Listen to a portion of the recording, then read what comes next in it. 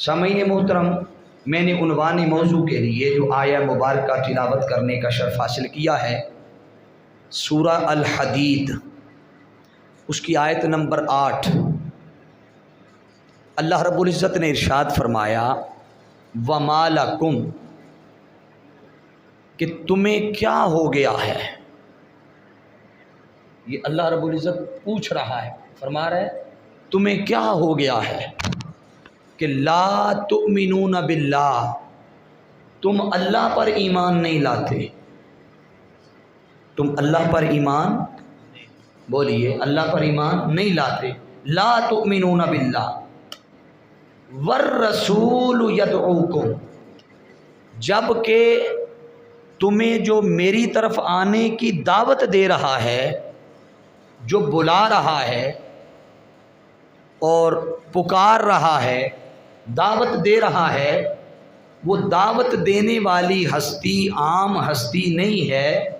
والرسول یدعوکم، میرا رسول تمہیں بلا رہا ہے۔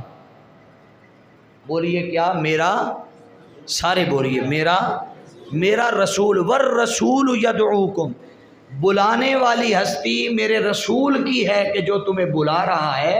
وما لکم، پھر تمہیں کیا ہو گیا ہے کہ لا تؤمنون باللہ، تم اللہ پر ایمان نہیں لاتے۔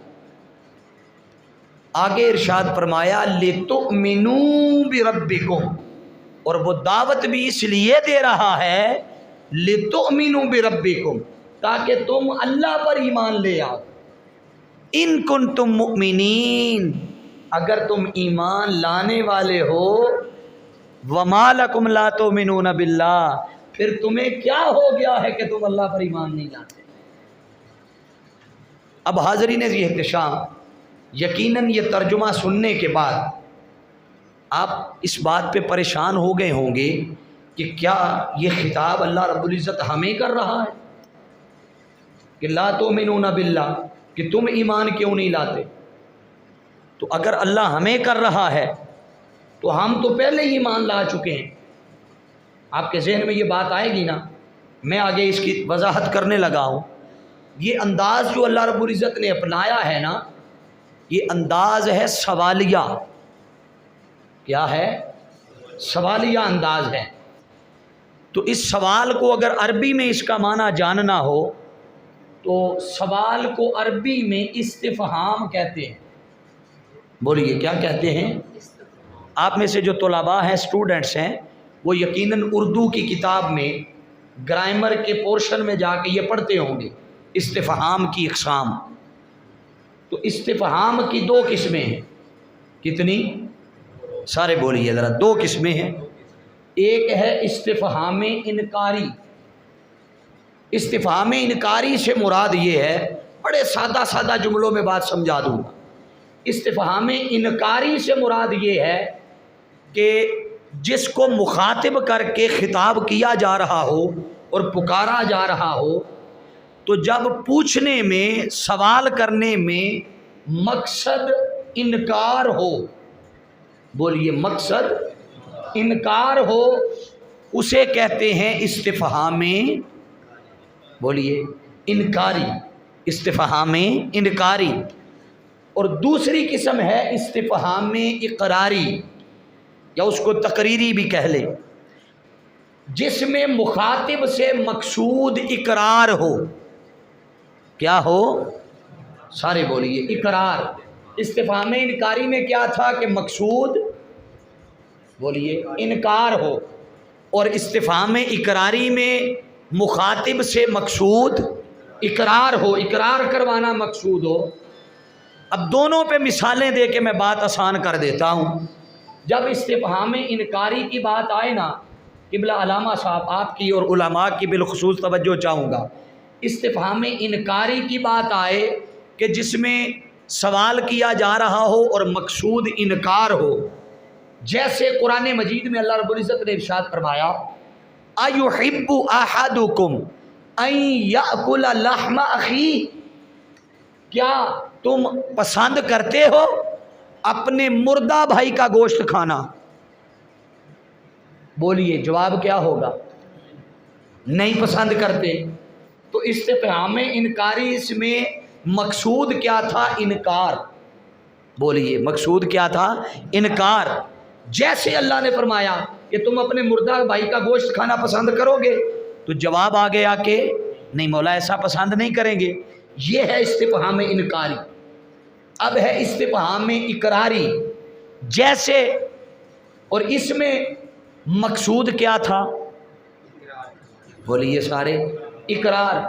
اور اقرار بھی زبردستی نہیں ہے کہ یہ بات ایسے ہے تو نہیں مگر تم اقرار کرو، زبردستی نہیں. اقرار اس شے پر جو پہلے سے ثابت تھی، پہلے سے طے تھی، حق پر تھی، سچ تھی. جیسے قرآن مجید میں اللہ رب العزت نے ارشاد فرمایا الم نجعل لہ عینین. اللہ فرما رہا ہے کیا میں نے تمہیں 2 آنکھیں نہیں دی؟ تو جواب کیا ہے؟ بولو نا ذرا، جواب کیا ہے کہ مولا، بولیے مولا دی ہیں. تو بات ثابت تھی پہلے سے تو اقرار کروایا. بولیے کیا کروایا؟ اقرار. انکار مقصود تھا تو استفہام انکاری، اقرار مقصود ہو تو استفہام اقراری. دونوں پہ مثالیں قرآن سے دے دی. انکاری پہ ایحب احدکم ان یاکل لحم اخیہ، اور اقراری پہ الم نجعل لہ عینین. اب ایک استفہام کی تیسری صورت بھی ہے. آج آپ کو لگ رہا ہے تھوڑا خطاب مشکل ہوگا، نہیں آگے چل کر آسان ہو جائے گا. یہ ابھی بنیاد بنا رہا ہوں. تیسری جو ٹرم ہے یا تیسری قسم جو ہے یا تیسرے معنوں میں یہ جو استفہام استعمال ہوتا ہے یہ ہوتا ہے استفہام للتوبیخ. توبیخ کا معنی ہوتا ہے سرزنش کرنا، ڈانٹنا، جھڑکنا، غصے ہونا. کیا ہونا؟ ڈانٹنا. جیسے پھر قرآن سے مثال دیتا ہوں. اللہ رب العزت نے ارشاد فرمایا وَمَا لَكُمْ لَا تُقَاتِلُونَ فِي سَبِيلِ اللَّهِ. اللہ فرما رہا ہے کہ تمہیں کیا ہو گیا ہے کہ لا تقاتلون فی سبیل اللہ والمستضعفین من الرجال والنساء والولدان. اللہ فرما رہا ہے تمہیں کیا ہو گیا ہے کہ تم غریب مظلوم بچوں کے لیے، عورتوں کے لیے، مقہوروں کے لیے، مجبوروں کے لیے، مفقوق الحال لوگوں کے لیے، بے سر و سامانی کے عالم میں رہنے والے لوگوں کے لیے، وہ جو غریب، نادار، مظلوم، مقہور، مجبور، بے کس، بے سہارا، یتیم، جو ظالموں کے ظلم سے پس رہے ہیں، قاتلوں اور ڈاکوؤں اور وڈیروں کے ظلم و ستم کا شکار ہو رہے ہیں. اللہ فرما رہے ہیں تمہیں کیا ہو گیا ہے کہ لا تقاتلون فی سبیل اللہ، تم ان کو ان کا ساتھ دینے کے لیے ظالموں کے خلاف، قاتلوں کے خلاف، جابروں کے خلاف اور طاغوتی سازشوں کے خلاف تم ان مظلوموں، غریبوں، مقہوروں، مجبوروں کے ساتھ، ان کے ساتھ مل کر ان ظالموں کے ساتھ جنگ نہیں کرتے. وَمَا لَكُمْ تمہیں کیا ہو گیا ہے؟ بولیے تمہیں. یہ اللہ رب العزت فرما رہا ہے تمہیں کی ہو گیا؟ غریب پس رہا ہے تم عیاشیوں میں پڑے ہو، ظالم ظلم کر رہا ہے تم خواب غفلت کی نیند سو رہے ہو، لوگوں کے حقوق غصب کیے جا رہے ہیں تم خواب غفلت کی نیند سو رہے ہو، تمہاری حق طلبی ہو رہی ہے تم ادھر بھی سو رہے ہو ادھر بھی. بولیے جاگے ہوئے ہیں نا، توجہ رکھیے گا. تو اللہ فرما رہا ہے تمہیں کیا ہو گیا ہے کہ لوگوں کے حق غصب کیے جا رہے ہیں، رشوت کا بازار گرم ہے، سرے عام قتل و غارت گری ہو رہی ہے، بے جا لوگوں کے حق غصب کر کے من مانی مراعات پر قبضہ کیا جا رہا ہے، اپنی من پسند مراعات لی جا رہی ہے کہ مرنے کے، ریٹائر ہونے کے بعد 50 سال تک فلاں بندے کو گورنمنٹ اتنے پیسے دیتی رہے گی. اب توجہ کرنا، اگر کسی کا ذہن ادھر گیا ہو تو دھیان کرنا، کسی کو ہوش ہو تو خیال کرنا. قرآن کہہ رہا ہے وَمَا لَكُمْ تمہیں کیا ہو گیا ہے کہ لوگوں کے ساتھ ظلم ہو رہا ہے تم سو رہے ہو، قتل و غارت گری کا بازار گرم ہے اور تم بولیے نا ذرا، یہ میں نہیں کہہ رہا، یہ شیخ الاسلام ڈاکٹر محمد طاہر القادری صاحب کی کوئی بات نہیں کر رہا کہ یہ بات انہوں نے کی ہے، نہیں، قرآن کہہ رہا ہے، خدا کہہ رہا ہے، اور کہہ بھی کس انداز میں رہا ہے، وَمَا لَكُمْ لَا تُقَاتِلُونَ فِي سَبِيلِ اللَّهِ، لِلتَّوْبِیخ کے انداز میں۔ لِلتَّوْبِیخ کا معنی سمجھایا آپ کو، کیا ہوتا ہے استفہام لِلتَّوْبِیخ؟ جس میں ڈانٹا جائے، جھڑکا جائے، سرزنش کی جائے، جھنجھوڑا جائے، تو اللہ جھنجھوڑ کے تمہیں پوچھ رہا ہے، بتاؤ تم نے غریبوں کا ساتھ دیا، تم نے مظلوموں کا ساتھ دیا، تم نے مقہوروں اور مجبوروں کے لیے آواز بلند کی، کتنی چیزیں بیان کی، بولیے ذرا سارے۔ پہلی استفہام تھوڑا ہونے آلے دے گھنٹے بعد کی حال ہونا ہے، پہلی چیز کیا تھی؟ استفہام انکاری، دوسری کیا تھی؟ استفہام اقراری، تیسری تھی استفہام للتوبیخ، بولیے ذرا استفہام للتوبیخ، یہ تین چیزیں آ گئی۔ اب یہ خطاب ہے دو طبقوں سے، بولیے کتنے طبقوں سے؟ دو، ایک ہیں اہل کتاب اور دوسرے ہیں اہل ایمان، بولیے کتنے طبقے؟